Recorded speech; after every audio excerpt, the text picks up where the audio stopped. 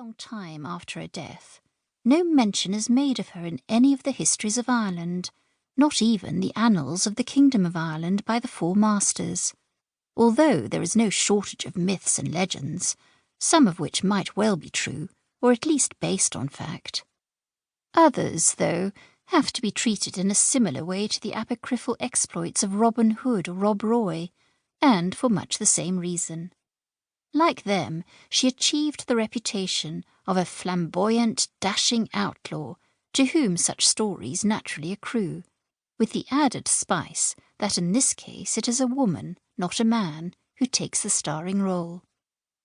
However, the attitude of the much later 19th century historians towards her is still distinctly odd.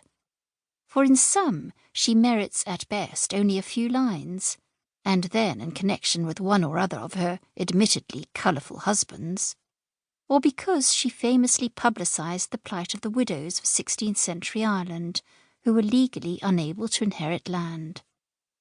Yet she was a major player in the Ireland of her day.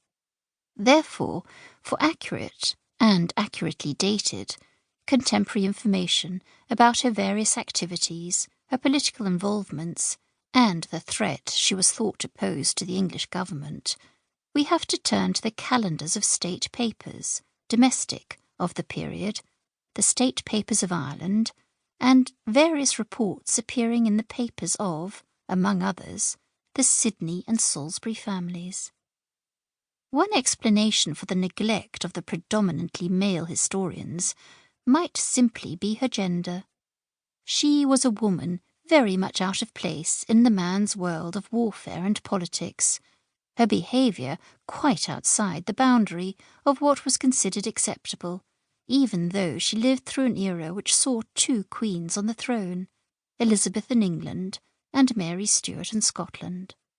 But on the whole, although there are legendary exceptions, the Ireland of her day, and later, preferred its women as suffering heroines, preferably beautiful suffering heroines. Grace was neither, and could swear, gamble, loot, and kill with the best of them.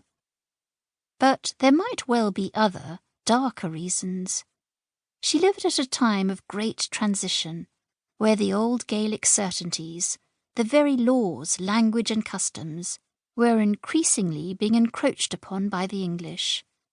It was a time, above all, of shifting loyalties, which set province against province, clan against clan, indeed the septs or tribes within a clan, against each other. Grace was not alone in changing her allegiances, and her attitude to the English towards the end of her life was, to say the least, ambivalent.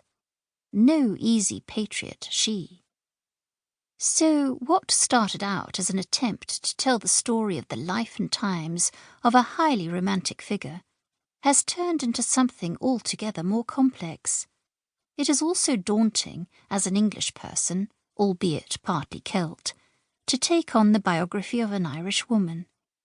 Nor do I pretend, in spite of a great deal of help, to have been able to get to grips with the immense complexity of the wide variety and scale of the struggles in Ireland during the 16th century.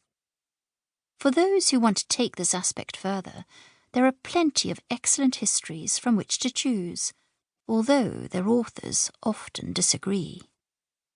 Renowned now in legend, ballad, poetry, and even music in her own country, Grace O'Malley remains surprisingly unknown outside it, as I discovered when looking for an interested publisher. What follows will, I hope, bring Grace O'Malley to the attention of a wider audience. Judith Cook, Cornwall, 2004. 1. Momentous and Dangerous Times. Grace was born about 1530, or possibly a little later, making her almost an exact contemporary of the woman with whom the fortunes of herself and her country were to be inextricably bound up. Elizabeth I and Grace were born within a short time of each other, and died only weeks apart. Before looking at the state of play between the two countries at the time of their births, it is useful